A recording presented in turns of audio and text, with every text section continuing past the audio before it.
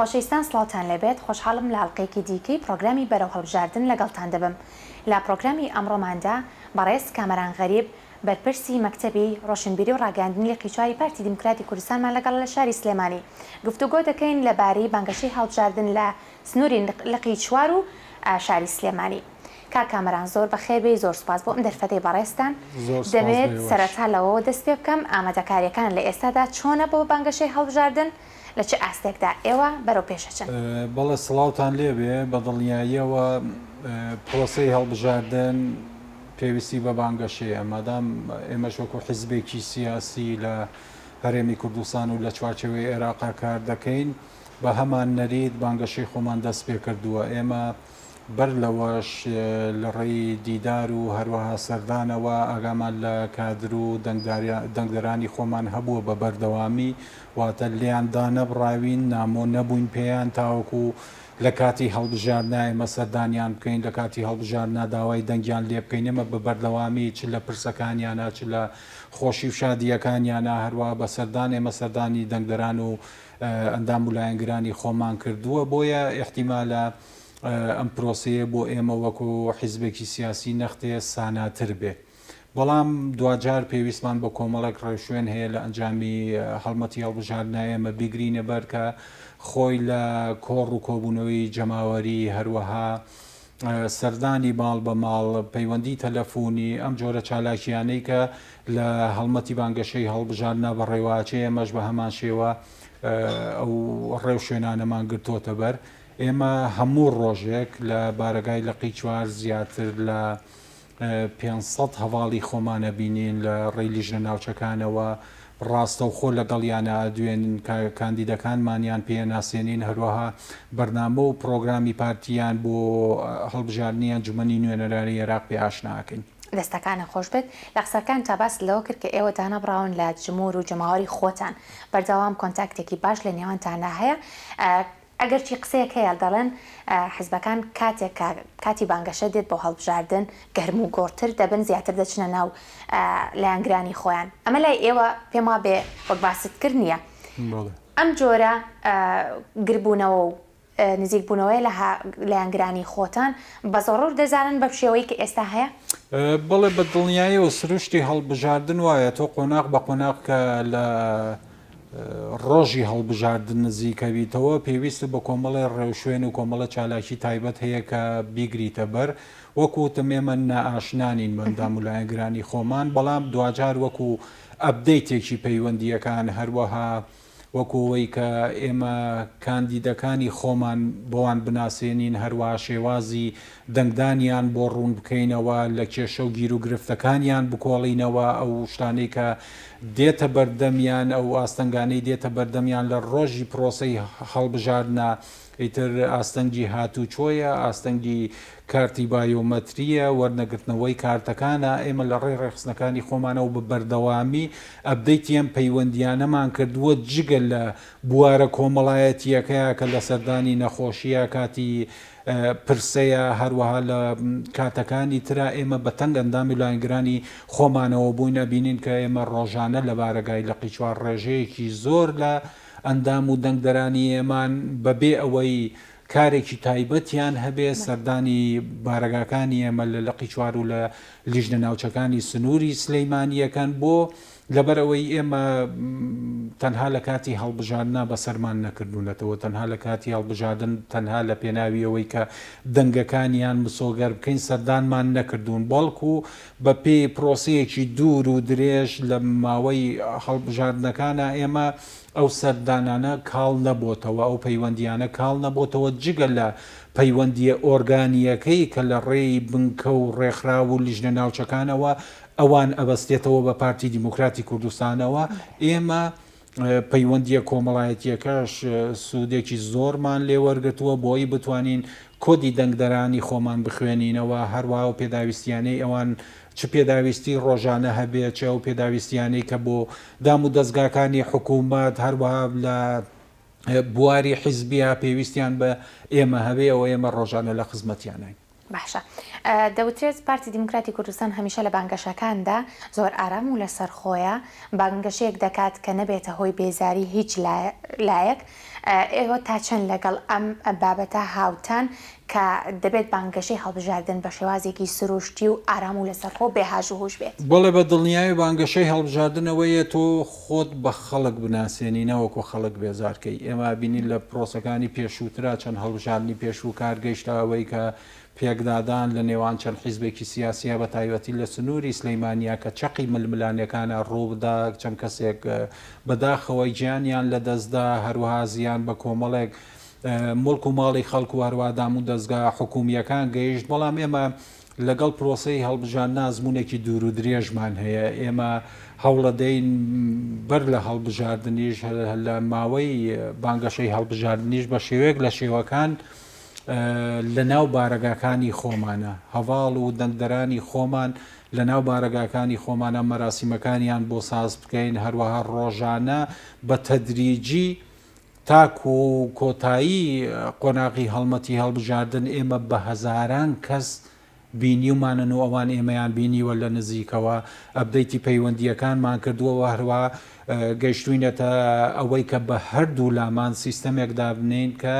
بە شێوەیەک بەرەو هەڵبژاردن بڕۆین بۆی بتوانین حیزبەکەمان زۆرترین دەنگدەر لە خۆی کۆ بکاتەوە بە دڵنیاییەوە پاراستنی ئەمنیەتی شار ئارامی هاوڵاتیان هەروە ئەو سایکۆلۆژیایی کە خەڵکی سلەیمانی ماوەیەکی زۆرە سایکۆلۆژیایەکی شێواویان هەیە بەهۆیەوەی کە چقی ململانەکان بووە سلەیمانی هەروە کۆمەڵێک حیزب و لایەنی سیاسی هەیە کە سایکۆلۆژیای خەڵکیان بەلاوە گرنگ نییە بەڵام دوجار ئێمە وەکو پارتی دیموکراتی کوردستان چونکە خۆمان بە قەرزارباری خاک و خەڵکی کوردستان ئەزانین هەروە وەکو خزمەتکارێک لە خزمەت خەڵکی کوردستانیان بۆ گەیشتن بە مافەڕەواکانیان بۆیە قەت مافی ئەوە بە خۆمان نادەین کە ئێمە ژیان و ئارامی و کەسبوکاری ئەوان بشێوێنین بەڵکو بە دڵنیاییەوە بە پێچەوانەوە ئێمە هەوڵە دەین کە تا حەدی ممکن ئەوەی کە ئەکرێ ئەوان ڕێگریان لێ نەکرێ لە چ لە ڕێی هاتوچۆوە چ لە کار و کاسبی خۆیان لە بازاڕەوە بۆیە هەوڵمانداوە زۆرترین ئاهەنگەکانمان هەروە یەکتر ناسین و پەیوەندیەکانمان لە ناو بارەگاکانی خۆمان نابێ دەستان خۆش بێت دەڵێن هێشتا بانگەشەی هەڵبژاردنەوە و هەڵمەتەکە بەردەوامە نەگەشتوتە ئەو کاتێک کە ئاهەنگ بگێردرێ بەڵام لقی چواری پارتی دیموکراتی کوردستان بە ئاهەنگ پێشوازیەکات پێت وایە ئەمە مانای ئەوەیە کە لایەنگرانی پارتی لە شاری سلێمانی پێیان وایە هەربراوە دەبن و خۆیان بۆ بردنەوەی گەورەش ئامادە دەکەن خۆی گرنگە دەنگدەر سایکۆلۆژیای دەنگدەر بە شێوەیەک بێ کە دڵنیا بە حیزبێکی بەهێزی لە پشتەوەیە کە براوەیە ئەمە زۆر گرنگە چ لە ڕووی نەفسیەوە بۆ ئەو دەنگدەرە کە حیزبەکەی تووشی دۆڕان نابێ لە بەرامبەر مەسەلەن یەکێکی ترکە لە حیزبی ئەو نییە بە شێوەیەک لە شێوەکان شەرمەزار بێ یاخۆوانەی کە لە ئیعلامە کارەکەن ڕوبەڕووی ئەحراجیەک ببنەوە ئەمە زۆر گرنگە بە دڵنیاییەوە کارنامە و ئەزمموی پارتی دیموکراتی کوردستان بە شێوەیەکە کە خەڵکی کوردستان متمانەی پێبەخشێ جا ئەمە لە ڕووی سایکۆلۆژیەوە زۆر گرنگە بۆ دەنگدەری ئێمە وەکو ئاهەنگەکانیش ئێمە ئەوەشی کە ئاهەنگە گێڕێ ئەو هونەرمەندانەشی کە دێنە لە قیچوار هەرچەند کە لەسەر داواکاری ئەندام و دەنگدەرانی خۆمانە ئەو هونەرمەندانەش کە دێنە لە قیچوارە هەنگە گێڕن ئەوانە شەر ئەندامی خۆمانن ئەوەیە کە بە شانازیەوە پێیان خۆشە لە ناو بارەگای خۆیان بۆ ئەندام و بۆ دەنگدەرانی خۆیان ئاهەنگ بگێڕن ئەمە کەشێک دروست دەکا کە تۆ بە متمانەیەکی زیاترەوە بەرەو ڕۆژی دەنگدان بڕۆی بە بڕوا بە خۆبوونێکەوە بەرەو دەنگدان بڕۆی ئێمە هەمومان نەزانین کە ئاهەنگ و مۆسیقا و شادی سایکۆلۆژیای ئینسان بە شێوەیەک لێکا کە ئاسوودەتر بێ بە هەنگا و بەرەو ڕۆژی هەڵبژاردن بنێ بەڵام ئەو تەشەنوجەی کە لە ئەنجامی یەکتر بغزاندن و هەروەها تۆمەتبارکردنی یەکتری بە کۆمەڵێک شێت چ لە ڕووی میدیاوە چ لە سەر شەقامەوە لەلایەن هەندێک حیزبی سیاسیەوە ئەبینرێ ئەوە شتێکی باش نییە کە ئێمە بە هیچ شێوەیەک پەیڕەوی ناکەین. وەک پارتی دیموکراتی کوردستان خۆتان ئامادە کردەوە بۆ سەرکەوتنی گەورە و ئاهەنگگێڕانێکی گەورەتر؟ بەڵێ بە دڵنیاییەوە ئێمە وەکوتم لەبەرەوەی حیزبێکی بە ئەزمموی 75 ساڵ مێژوویەکی پڕ لە قوربانیدان پڕ لە ئەزمموی حکومداری ئێمە لە ساڵی هەفتای ئازمموی حکومداریمان هەبووە لەگەڵ حکوومەتی مرکزی بەغدایە دوا بەیانی 11 ئازار هەروەها لە ناوچەکانی شۆڕشە لە شۆڕشی ئەیلول بە شێوەیەک لە شێوەکان ئەزممونێکی حکومداری بچووکمان هەبووە قوتابخانەکان هەبوون سیستەمێکی خۆ بەڕێوەبەری هەبووە لە شۆڕشە ئەم ئەزمموی حکومداریی ئێمە وای کردووە کە خەڵک زیاتر متمانەی بە ئێمە هەبێ ئێمە لەسەر ڕێژە قسە ناکەین تا چەندێک کورسیەکانمان زیادەکە کەمەکە بەڵام دوجار گرنگیەکە ئەوەیە کە ئێمە بەوە دڵخۆشین کە پارتی نەوەکو لەسەر ئاستی کوردستان لەسەر ئاستی عێراق وەکو حیزب حیزبی یەکەمە واتە زۆرترین دەنگدەر لە عێراق و کوردستانە متمانیان بە پارتی دیموکراتی کوردستان هەیە بە دڵنیاییەوەش پاڵپشتێکی زۆر گەورەیە بۆ ئێمەی کەوادری پارتی کە لەسەر ئەو منهەجە بڕۆین کە پارتی دیموکراتی کوردستان هەمیشە بە سەرکەوتووی لە ئەزممونەکان دێتە دەرەوە. دەستان خۆش بێت تا چەند گرنگە لە شاری سلێمانی بەتایبەت هاوڵاتیان بەشداری بکەن لە ڕۆژی دەنگداندا و دەنگەکانیان بۆ پارتی دیموکراتی کوردستان بێ بۆ نوێنەرایەتی زیاتر بێت لە پەرلەمانی عێراق. بەڵێ خەڵکی سلەیمانی گلەییان زۆر هەیە لە سیستەمی بەڕێوەبردننی ئەم شارە هەروەها لە ڕووی ئاوەدانی و خۆشگوزەرانی و کۆمەڵە سێکتەری ترەوە سلەیمانی تا ڕادەیەکی زۆر مەحروم بووە هەرچەند کە چاواشەکاری هەندێک حیزب وای لای خەڵک پیشانداوە کە ئەمە تەقسیرەکە لە پارتیەوەیە و لە حکوومەتی هەرێمی کوردستانە بەڵام دوجار ئێمە بەهۆی کۆمەڵی ڕووداوە بۆمان دەرکەوت کەوانیە کە پێچەوانەکەی ڕاستە پارتی دیموکراتی کوردستان هەمیشە لە خەمی خۆشگوزرانی خەڵکا بووە بەڵام کۆمەڵێک حیزب و لایەنی سیاسی احتیمالە لە پێناویەوەی کە ویستویانە حکوومەتی هەرێمی کوردستان و پارتی دیموکراتی کوردستان کە وەکو بەشێکی سەرەکی لە ناو حکوومەتەیە پێکێنەرێکی سەرەکیە ناشرین بکەن بە دڵنیاییەوە خەڵکی سلەیمانی خەڵکێکی ڕۆشنبیرن خەڵکێکن کە لەگەڵ ژیانێکی خۆش و ئاسوودەیان هەمیشە ئەوە لە کۆنیشە ئەمە بەناوبانگ بووە کە خەڵکی سلەیمانی حەزیان لە خۆشگوزرانیە حەزیان لە شیکپۆشیە حەزیان لە کۆمەڵێک کات بەسەر بردنەکە کە وەکو ژیانێکی شارستانیت بەڵام بەداخەوە چەند ساڵێکە ئەم پێناسەیە کە بۆ سلەیمانی پێشتر هەبوو خەریکە بەرەو شێوانە ڕوە بە دڵنیاییەوە خەڵکی سلەیمانی لە پێناوی جێڕانەوەی پێناسە سەرەکیەکە بۆ خەڵکە ڕەسەنەکەی سلەیمانی هەروەها بۆ شارە خۆشەویستەکەی سلەیمانی دەنگ و متمانیان بۆ حیزبێک ئەبێکە حیزبێکی جێگیرە ڕوتێکی مستەقڕی هەیە لە سیاستکردنا هەروەها ئەزممونێکی دەوڵەمەندی هەیە لە ڕووی دیبلۆماسیەوە لە ڕووی شۆڕژگێڕیەوە لە ڕووی حکومداریەوە. پێت وایە خەڵکی شاری سلێمانی بەگشتی پێویستە پارتێک تاقی بکەنەوە کە پێشتر ئەزمموی نەبووە لە ڕووی ئیداریەوە لە شاری سلێمانی؟ بەڵێ ئێمە ڕێژەیەکی کەم ئەنداممان هەبووە لە ئەنجومەنی پارێزگای سلەیمانیە واتە زۆرینە نەبووین لە دام و دەستگا حکومیەکانی شاوەی کە سەرپەرشتی دام و دەستگا حکومیەکانەکە خەڵکێکی ئەوتۆمان نەبووە وەکو پشتی پارتی دیموکراتی کوردستان بەڵام بە دڵنیاییەوە گەر خەڵک متمانەیان بە پارتی دیموکراتی کوردستان ببەخشن هەروەها پاڵبن بە حیزبێکەوە کە ساڵانێکی زۆرە وەکو کۆڵەکەیەک بنمیکی ئیستیقرار و هەروەها سربەخۆیی و پێکەوە ژیانی لەم هەرێمە پاراستووە بە دڵنیاییەوە شاری سلەیمانیش سەقامگیریەکی زیاتر بەخۆوە بینێ ئارامیەکی زیاتر بەخۆوە بینێ ئاوەدانیەکی زیاتر بەخۆوە بینێ دوجار خەڵکی سلەیمانی ئەگەر ئەزمموی ئەوە بکەن کە متمانەیان بە متمانەی زۆرینە بە پارتی دیموکراتی کوردستان ببەخشن چونکە وەکو جەنابی سەرۆک فەرمووی ئێمە کردارەکانمان زیاترە لە قسەکانمان واتە کردارەکانی ئێمە شایی دەکە چه خزمەتێکی کوردستانمان کردووە بە پێچەوانەوە کەمترین قسەمان لەسەر ئەوە کردووە بۆ چونکە ئەمە نەمنەتە ئێمە بە خەڵکی کوردستانی بفرۆشین نە ئەوەیە کە بڵێن ئێمە ئەمە لە گیرفانی خۆمان دەرهاتووە نەخێر خەڵکی کوردستان و خەڵکی سلەیمانی شایستەی زۆر زۆر لەوە زیاترن کە خزمەت بکرێن کە بە شێوەیەک لە شێوەکان لە ژیانێکی خۆشگوزەران و ئارامە بشین. باشە تا چەند گرنگە ڕاگەیاندنەکان بۆ بانگەشەی هەڵبژاردن بە شێوازێکی ڕۆژنامەوانی پێویست و ئیتیکە ڕۆژنامەوانی کاری خۆیان بکەن و تا چەند ڕنگدانەوەیان دەبێت لە ناو خەڵکدا بە تایبەت لە مەرحەلەی ئێستادا کە بانگەشەیە بۆ ئەنجومەنی نوێنەرانی بەڵێ بە تایبەتی ئێستا میدیا و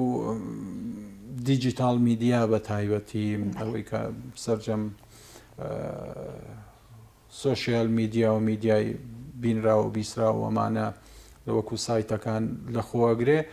بە دڵنیاییەوە کاریگەریەکی زۆریان لەسەر باری دەرونی خەڵکی کوردستانە بێ هەندێک جار دەنگۆیەک یا هەواڵێکی ناڕاست بڵاو بێتەوە کە دڵە ڕاوچێ لای خەڵکی کوردستان دروزەکە بەداخەوە ئێمە تاکو ئێستا یاسایەکی واشمان نەبووە کە ڕێگری لە هەندێک لەو دەستگا میدیایانە بکە کە بەو شێوەیە ڕووماڵ نەکەن بەڵام لە بەرامبەر ئەوەشا کۆمەڵێک میدیایی هاوسنگمان هەیە کە هەوڵی داوە بە شێوەیەکی زۆر چۆنەڵێ بە پێی ئەو ئیتیکی کاری ڕۆژنامەوانی کە بۆی دانراوە هەروەها بە شێوەیەکی پرۆفیشناڵانە تەنیا کاری خۆی بکە کاری میدیا وروژاندن نییە کاری میدیا لایەنگیری نییە کاری میدیا کۆمەڵێک بابەت نییە کە خۆی پێوە سەر قاڵکان میدیا گواستنەوەی ڕاستیەکانە بەو شێوەیە کە خۆی هەیەی بە بێ ڕتوش نەوەکو ڕۆتۆشکردنی و ڕووکەشکردنی هەروەها بە پێی ئەو سیستەمەی کە ئەو سیاستەی کە لە پشتی ئەو میدیایە پیشانی خەڵکی بە دەستخۆش پاش ناوبڕێک بەردەوام دەبین لە گفتوگۆکانمان.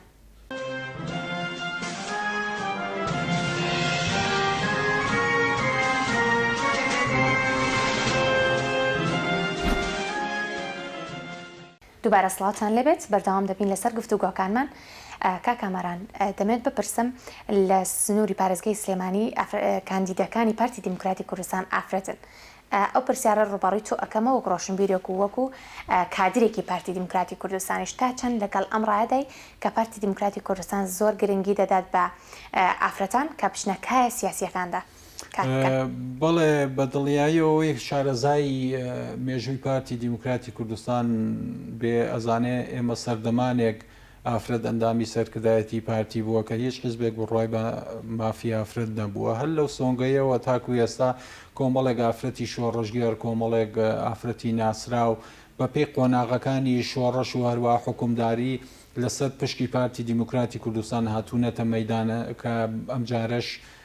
بە هەمان شێوە بە تایبەتی لە سنووری شاری سلەیمانی لەبەر ئەوەی بازنەکانی هەڵبژاردن تا ڕادەیەک سیستەمی هەڵبژاردن سیستەمێکی ئالۆسترە بەنسبەت جاری پێشوەوە هەڵبژاردنیش هەموو حیزبێک بەوە کارەکە کە دەنگێکی زیاتری هەبێ و هەر ڕێژەیەکی باشتری هەبێ ئەم جارە ئافرەتانی ئێمە شانسێکی باشتریان هەبووە کە بە پێ و سیستەمە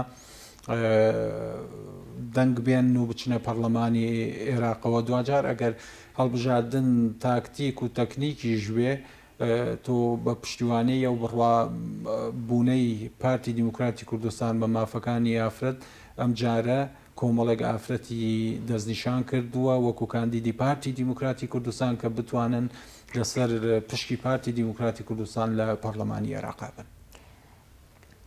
گرنگی زۆرترین ئەندامی پارتی کە بچێتە پەرلەمانی عێراق چییە؟ بۆ بەتایبەت بۆ سنووری پارێزگای سلێمانی. بەڵێ ئێمە زانین کە سنووری پارێزگای سلەیمانی و سەرجەم کوردستان بە تایبەتیش لە لایەن حکوومەتە یەک لە دوایەکەکانی عێراق تا ڕادەیەکی زۆر تووشی وێرانکاری بووە مەچ لە سەردەمی بەعەز هەروەها تووشی دژایەتی و بوجە بڕین بووە لە سەردەمی پاش بەعەز ئێمە ئازانین تا سنگ و قوسایی ئێمە لە بەغدا زیاتر بێ لە ڕووی ڕێژەی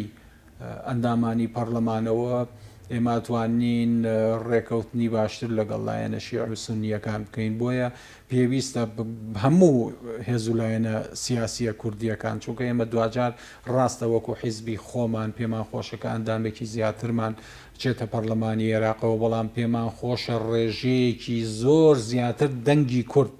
وەکو ئەندامی پەرلەمان بچێتە پەرلەمانی عێراقەوە چونکە دوجار ئەوان بە تایبەتی عەقڵی شۆڤێنی عەرەبی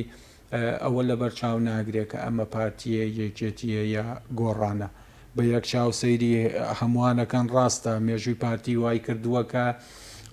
ئەوان زیاتر ڕوبەڕووی پارتی ببنەوە چونکە ئازانن پارتی زیاتر پێداگیرە لەسەر بابەتە نەتەوەی و نیشتیمانیەکان بەڵام دوجار تا دەنگ و پێگەی کورد لە بەغدا زیاتر و فراوانتر بێ ئێمە ئەتوانین زیاتر و باشتر بە مافەنەتەوەیەکانمان بکەین. بەڵێ وەک باست کرد حکوومەتەیەک لە دوایەکەکانی عێراق بە جۆرێک لە جۆرەکان بوونەتە بارگرانی بۆ هەرێمی کوردستان جایتر بە هەر ساڵە و بە مەرحەلەیەک و بە بابەتێک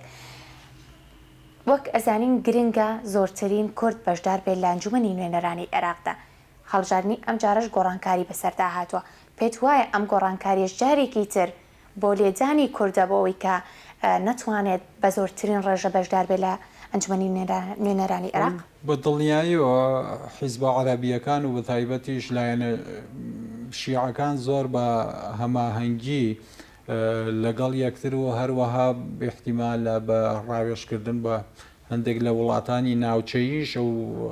سیستەمە لەبەرەوەی زۆرینەن ئەواندا عێراقا و سیستەمی هەڵبژاردنە هەڵبژێرن بەڵام دوجار نوێنەرانی ئێمەش بێدەنگ نەبوون لەوێ واتە هەوڵیان داوە کە ئەگەر زیانیش بێ کەمترین زیان بەر کورد بکەوێ ئێمە ئازانین لە دیاریکردنی ئەم سیستەمەیە مناقەشاتی زۆر هەبوو هەروەها وتوێژی زۆر لە نێوان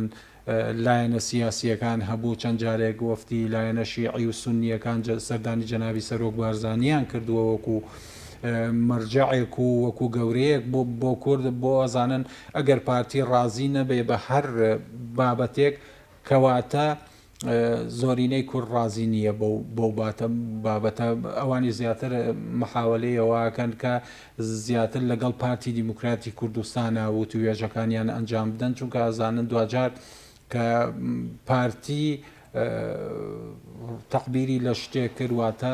کورد تەقبیر لەواکە ئەوانیش ئەو حەقیقەتە بینن کە زۆربەی گەلی کوردستان متمانەیان بە پارتی دیموکراتی کوردستان هەیە هەروەها جگە وەکو ئێتلاف ناوەکو حیزب ئێمە یەکەمین حیزبین لەسەر ئاستی عێراقەواتە ئەگەر وەکو حیزبێکی کوردیش سەیرمان نەکەن وەکو حیزبێکی عێراقیش سەیرمان بکەن ئەوان ناچارن وەکو یەکەمین هێز لە عێراقا